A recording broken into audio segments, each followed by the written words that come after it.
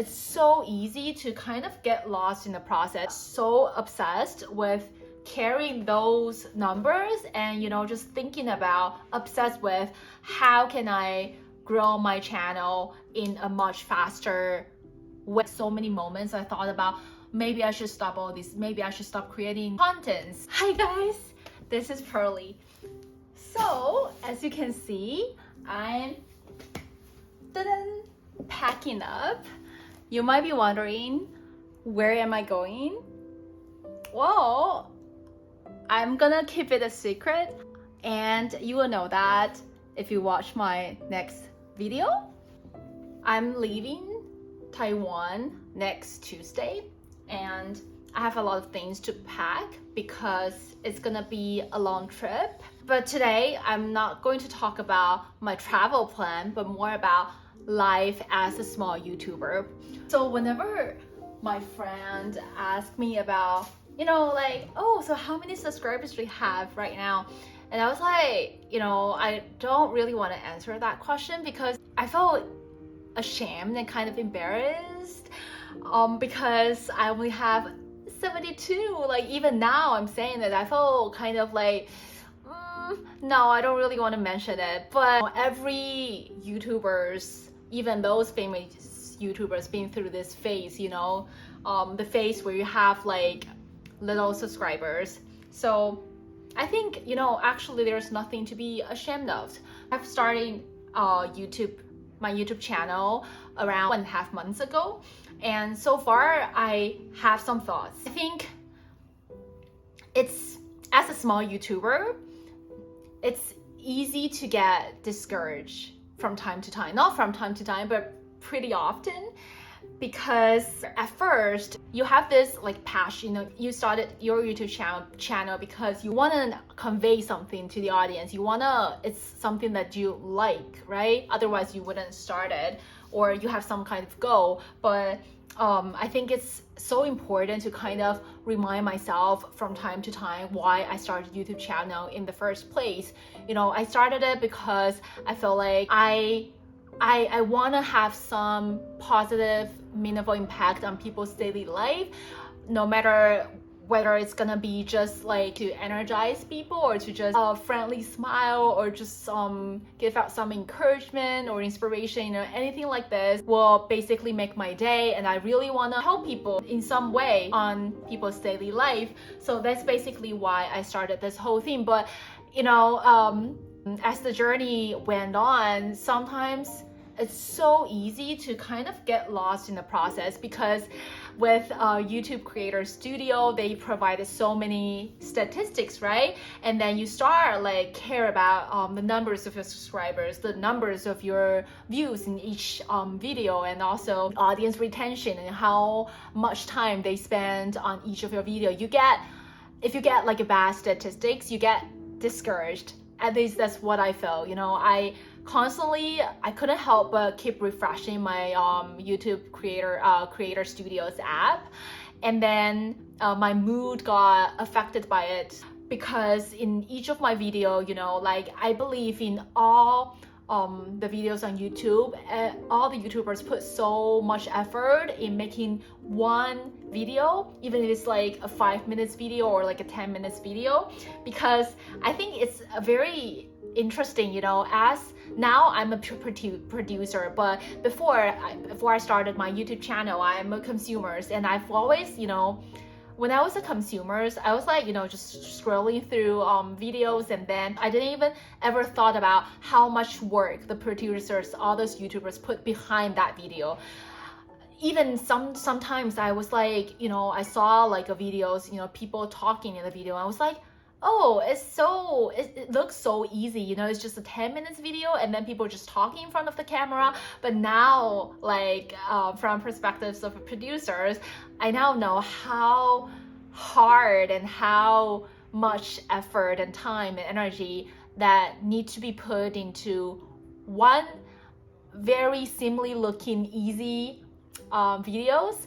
All those work behind that video, the amount of work that needed is crazy. It's just crazy. I just feel like, those statistics that YouTube provide to our creators, it could be a double-edged sword. On one hand, it's great because you got those statistics, so you can analyze it, you can study it, you can research on it, and you can learn about it, and then you know where to improve, right? It's good. But on the other hand, it could be very mentally, how do you say, like, annoying to seeing the statistics all day long, because you will get upset with bad statistics. You know, everybody does. Of course, if we put into effort into doing something, we want to receive like a positive result.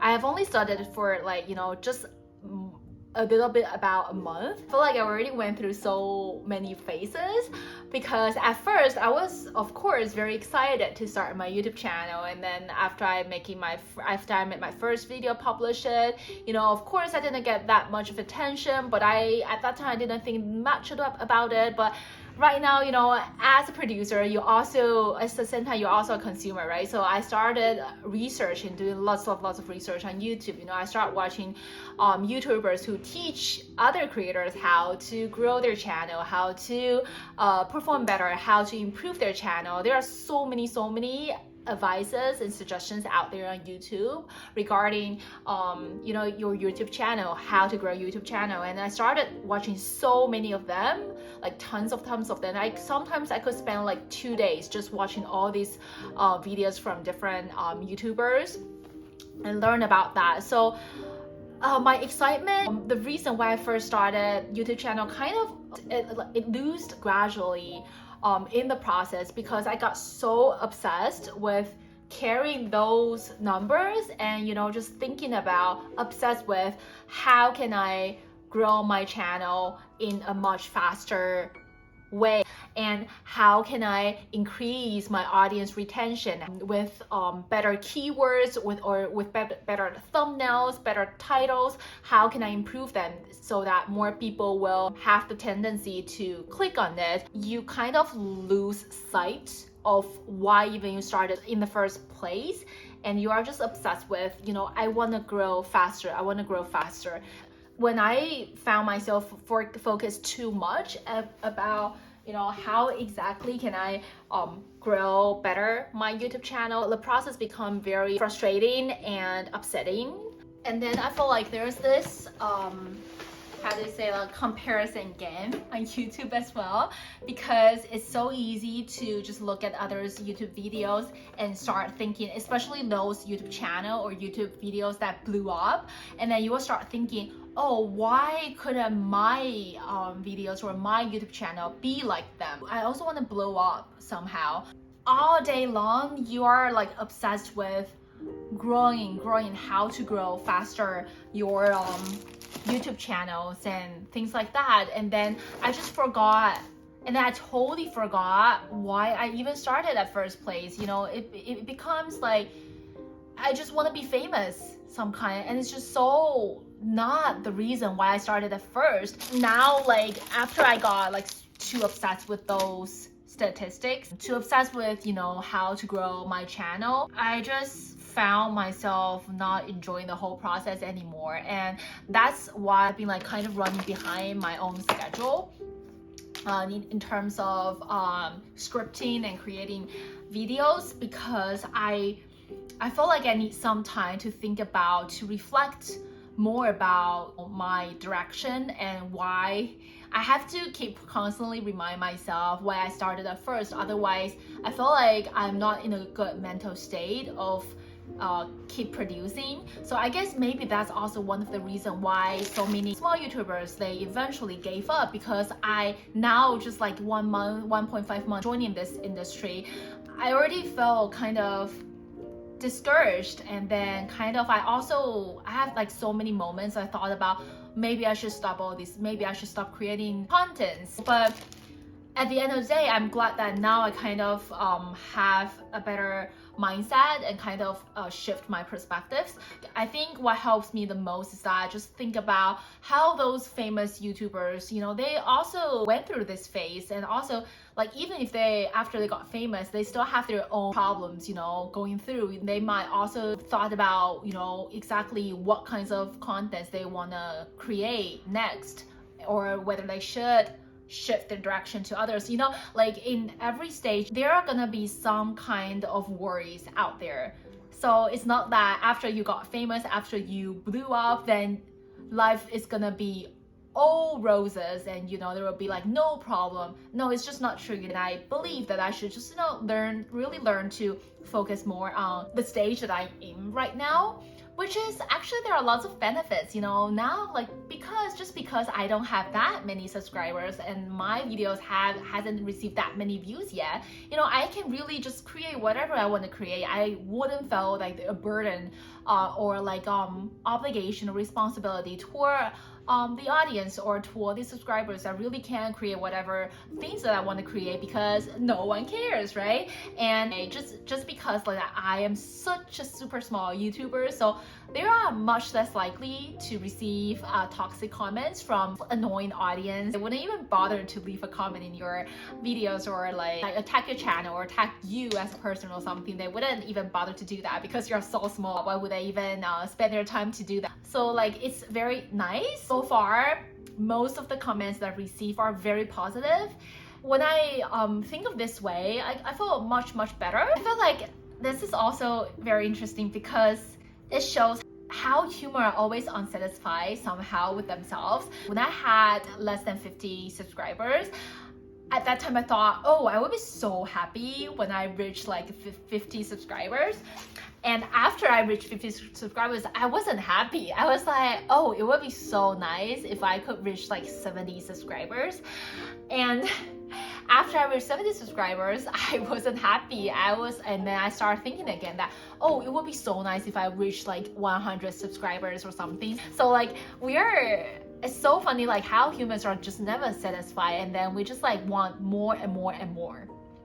And this is also something that I want to avoid, having this kind of, you know, just like constantly unsatisfied mindset. I think even as a very small YouTubers, there are lots of moments where you can celebrate. You can pat your own shoulders or give yourself a hug, and then just saying that, oh, you know, you already did a great job. You know, it's like not easy to even like publish a video and then you put so much effort behind it. You know, you film it, you edit it yourself, you spend time scripting and then think about the ideas and then so on and so on. You know, there are so much work behind it that no one really sees. No one can really tell just by looking at your video. So I think we should be proud of ourselves, even as a super small YouTuber. So like, I think life as a small YouTuber, it could be, of course, sometimes it could be very disappointing, and then you will constantly wonder, you know, how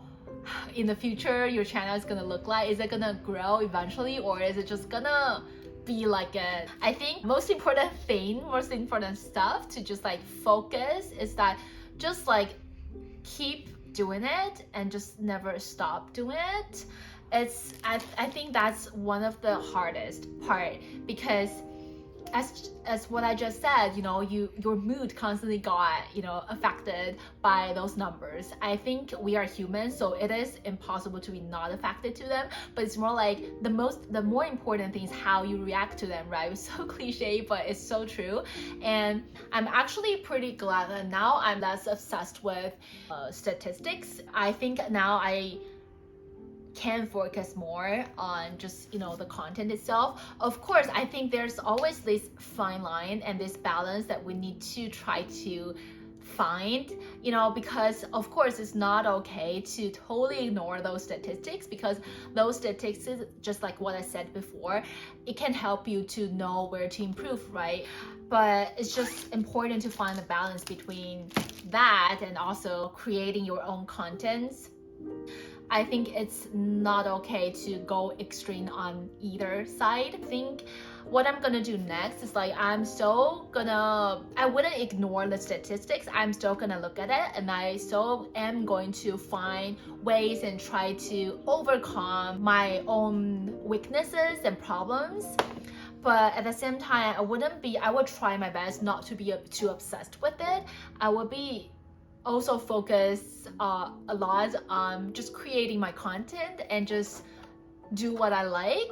And I think it's also very easy to kind of have this tendency of trying to fake yourself into some others famous YouTubers characteristics, because of course like it's very easy to want to do that because you have already seen them being so successful, so you kind of want to be like them, and then you will start thinking that if I act like them or talk like them or have gestures similar to them or to have a dating style similar to them, you can become very famous just like them as well. So I think it's very easy to lose sight of yourself. You couldn't really stay true to yourself anymore, but this is something that I always want to avoid. But I think I'm also guilty of that because, for example, I love watching Emma Chamberlain videos, so I also want to act like her and just like want to become her because she's so funny and so famous and so successful. But that's exactly the thing that I really want to avoid it, because if you do not stay true to yourself, in the end you're not gonna make it. Because how is it possible that no audience figured that out? You know, if you are not staying true to yourself, people can tell. Trust me, people can tell. No matter how perfect you fake yourself into that kind of characteristic, I bet that some people will be able to tell that, and eventually you will just burn yourself out. I want to make sure that no matter what stage I'm at, I'm gonna stay true to myself.